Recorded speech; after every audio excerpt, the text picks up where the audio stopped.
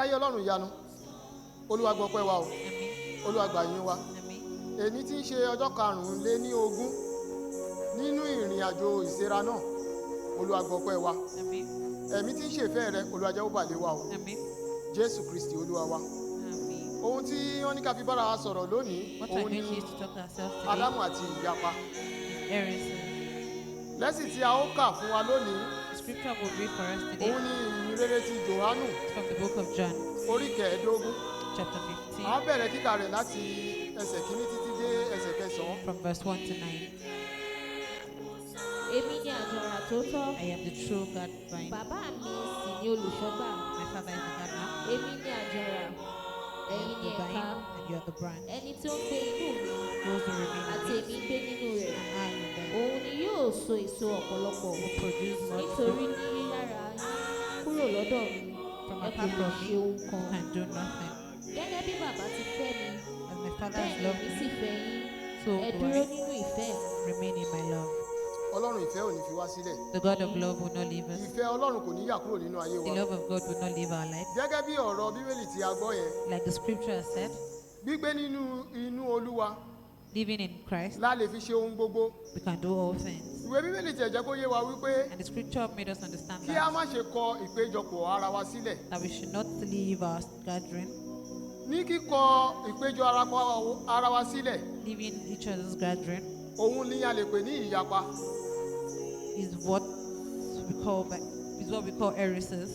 torí ìwé bíbélì yẹn jẹ́ kó yé wa wípé The Bible made us understand tí a bá ń gbé nínú olúwa that if we live in God, ọlọ́run á máa gbé nínú wa He will live in us, nípasẹ̀ rẹ̀ la lè ṣe ohun gbogbo and through Him we can do ó all dẹ̀ things. jẹ́ kó yé wa wípé And He has made us understand that ìfẹ́ ni òun ọlọ́run He is love.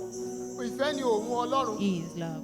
níwọ̀n ìgbà tí ọlọ́run lè jẹ́ ìfẹ́ If God is love, tí a bá ń ṣe ohun gbogbo tìfẹ́tìfẹ́ if we do all things with love, láì dá ìjà sílẹ̀ without fight, láì ro èrò búburú ní without ọkàn evil thoughts, ìyẹn ni pé à ń ṣe ìfẹ́ ọlọ́run it means we are doing the will of God. nípa èyí So therefore, ni ìfẹ́ ọlọ́run á máa gbé nínú wa the love of God will live in us. nípa èyí By this, ní tí a bá béèrè ohun kan once we ask for something, ohun gbogbo náà ti di ṣíṣe everything will be done. ó dẹ̀ jẹ́ kó yé wa wípé And it has made us understand that ìjọba kí ìjọba tí ó bá yapa whatever kingdom that has sí been ìjọba separated kì yóò lè fẹsẹ̀ múlẹ̀ shall not stand. ilékílé tó bá yapa sí ara rẹ̀ Whatever house that kì is yóò lè separated dúró shall not stand. mo gbà ládùúrà fún wa And lónìí I wípé pray that ìfẹ́ ọlọ́run kò ní fi ayé wa the love sílẹ̀ of God will not leave our life. ẹ̀mí tí ń ṣe ìfẹ́ ọlọ́run The spirit that does ẹ̀mí tí ń that dúró of nínú God, ọlọ́run the spirit that stays in God, ẹ̀mí tí a ò fi ní dá ìjà the sílẹ̀ spirit that would not make us ẹ̀mí create tí a a ò fi fight, ní ṣègbé the spirit that would not make us nínú perish ìlànà ọlọ́run in the path of God, ọlọ́run yóò gbé wọ̀ wá God will grant it unto ẹ bá mi us. wo ìwé Matthew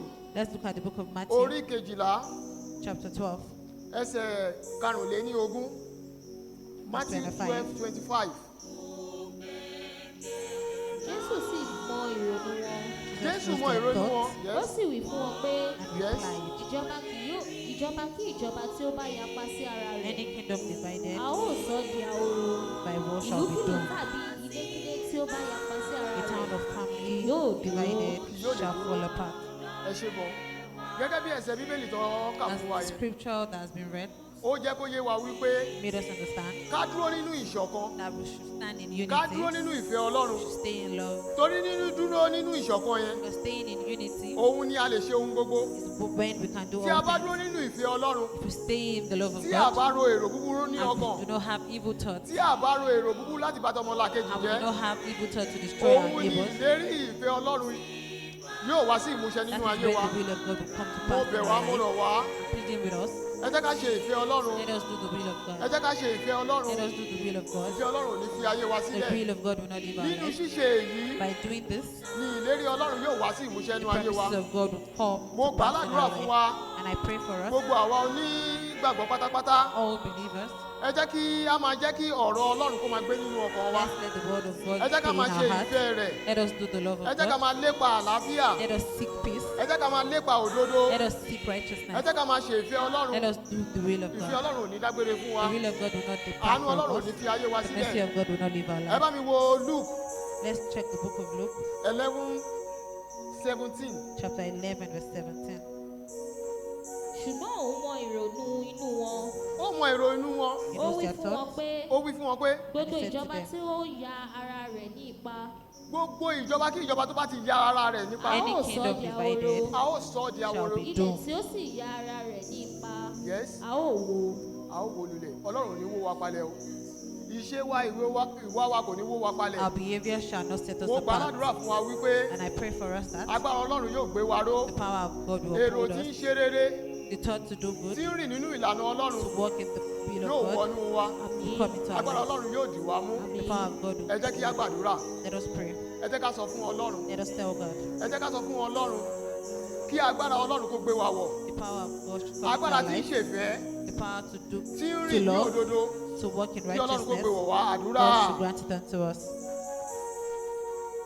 Jésù Kristi Olúwa wa. Àmín. Ayérayé Ọlọ́run ìyanu. Kábíyèsí. Olúwa gbàdúrà fún wa o. Àmín. Amen. Olúwa fẹsẹ̀ wa múlẹ̀. Amen. Ẹ̀mí tí ń ṣe ìfẹ́ rẹ Ọlọ́run gbé wọnú ọkàn wa o. Amen. Nínú ìlànà ẹgbẹ́ mímọ́ Kérúbù Séráfù yìí Ọlọ́run má jẹ́ ká yọ ẹsẹ̀ o. Amen. Ẹ̀mí tí ń dá ìjà sílẹ̀ tí ń fa ìyapa tàbí àdámọ̀ Ọlọ́run má jẹ́ kó gbé wa wọ̀ o. Amen. Jésù Kristi Olúwa wa. Amen. Amen. Amen. Hallelujah. Hallelujah. Hosanna.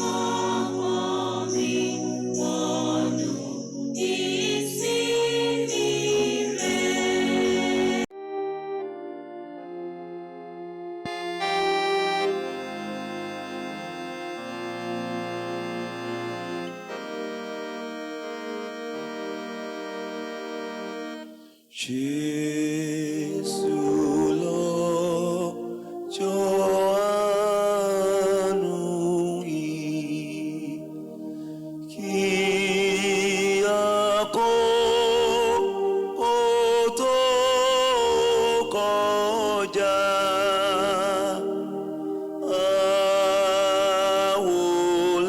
àwòlẹ̀ ní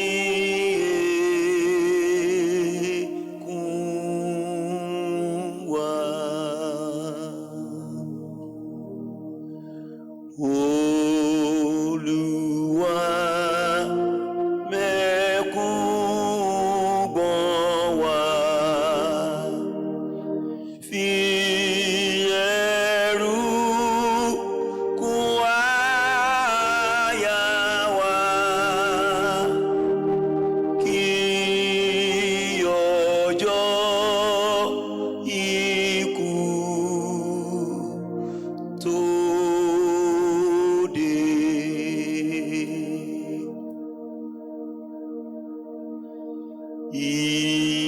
Ìfẹ́ rẹ̀ lásìmí lé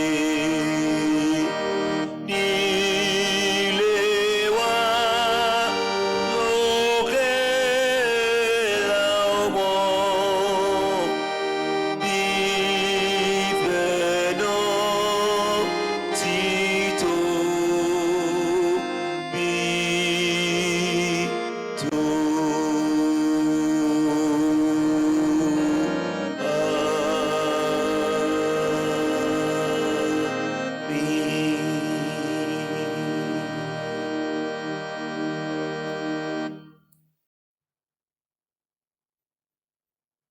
Olódùmarè àti Ọlọ́run ayérayé, ẹni tí kò kórìíra ohunkóhun tí ó dá, tí ó sì ń dárí ẹ̀ṣẹ̀ jì gbogbo àwọn tí ó ronúpìwàdà.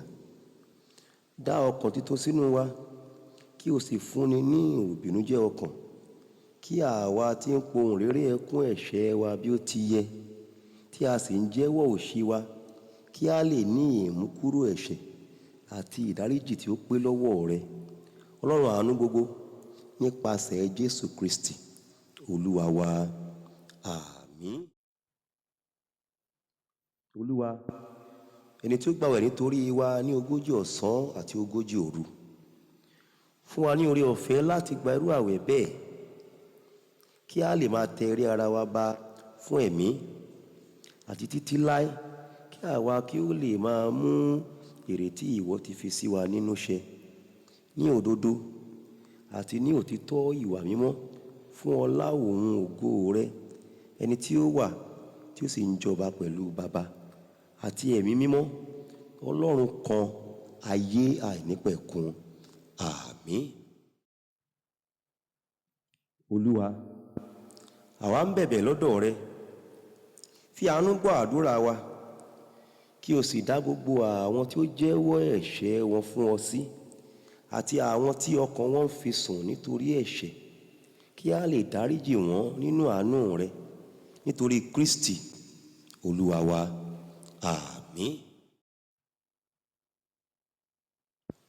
Ọlọ́run Olódùmarè, Baba aláàánú, ẹni tí ó ní ìyọ́nú sí gbogbo ènìyàn, tí kò sì kórìíra ohunkóhun tí ó ti dá, tí kò sì fẹ́ ikú ẹlẹ́ṣẹ̀, ṣùgbọ́n kí kúkú yí padà kúrò nínú ẹ̀ṣẹ̀ rẹ̀ kí ó sì yè. Ṣàánú kí o sì dárí ẹ̀ṣẹ̀ wa jì wá, tẹ́wọ́ gbà wá kí o sì tù wá nínú, àwa tí ó kún fún ìbànújẹ́ nítorí ẹ̀ṣẹ̀. Tìrẹ ni láti máa ṣàánú nígbà gbogbo, tìrẹ nìkan ni láti máa dárí ẹ̀ṣẹ̀ jì ni. Nítorí náà, Olúwa rere, dá wa sí, dá àwa ènìyàn rẹ sí, tí ìwọ ti rà padà. Má ṣe bá ọmọ ọ̀dọ̀ rẹ ṣe ẹjọ́, àwa erùpẹ̀ lásán àti òtòṣì ẹlẹ́ṣẹ̀, ṣùgbọ́n dárí ìbínú rẹ kúrò lọ́dọ̀ àwa tí ó ń fi tinútinú jẹ́wọ́ òṣì wa, tí a sì ń ronúpìwàdà ẹ̀ṣẹ̀ wa tọkàntọkàn, kí o sì yára láti ràn wá lọ́wọ́ ní ayé yìí, kí a lè bá ọ gbé títí ní ayé tí ń bọ̀, nípasẹ̀ Jésù Kristi Olúwa wa. Àmín. Ẹ máa wí tẹ̀lé wa. Yí wa padà Olúwa, bẹ́ẹ̀ ni àwa ó sì yí padà. Fi ojú rere rẹ wò wá Olúwa, fi ojú rere rẹ wò àwa ènìyàn rẹ tí ń fi ẹkún àti ààwẹ̀ àti àdúrà yí padà sí ọ, nítorí Ọlọ́run aláàánú ni ọ́.